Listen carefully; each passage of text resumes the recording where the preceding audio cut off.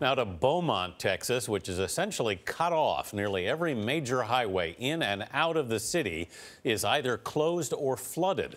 The supply of drinking water for more than 120,000 people is knocked out, causing a dire situation. Anna Werner is in Beaumont, where evacuations are taking place by air. Anna, good morning.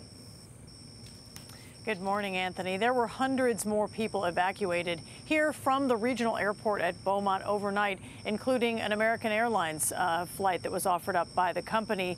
Those people had to leave Red Cross shelters here in the city after the city lost its drinking water. That water lost, of course, because the floodwaters overwhelmed the city's pumping stations. And that is a dire situation, as you said, with no drinking water. It forced those people who were in shelters taking refuge there to leave. You pray, you ask for help, and maybe they can give us resources, and maybe we can get to higher ground where we can feel safe. Trina Ledoux, her stepfather and grandson escaped floodwaters in Port Arthur.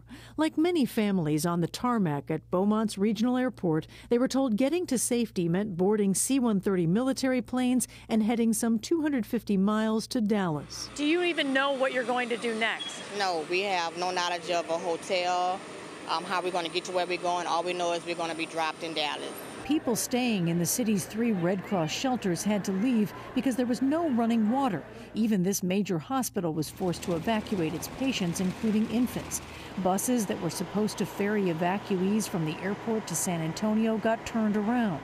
Flooded roads made the trip too dangerous. Well, we've been ready to go since we heard there was a hurricane out in the Gulf. Major Justin Davis is with the Texas Air National Guard. He says evacuations will continue around the clock. What's the hardest part about making this kind of operation work? It's the logistics. We're coordinating with multiple civilian agencies. Problems crop up.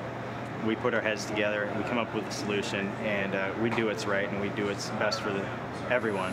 While some families told us they won't be returning, Trina Ledoux says Dallas won't be her final destination. Are you ever going back to Port Arthur? Probably so, because it's still where we live at. It's still home. It may not be soon, but it's still home. So there is some water running in the city for flushing toilets only. Some little bit of water coming out of the taps now as the city and private companies work to find some solutions to solving this problem as quickly as possible. There were lines all over the city, miles long, some of them, as people lined up desperately trying to get bottled water for drinking. The water, by the way, that is coming out of the taps is not safe for drinking. It would have to be boiled for a good long time before it could be used for human consumption. Dana? All right, Anna Werner in Beaumont, Texas. Anna, thank you.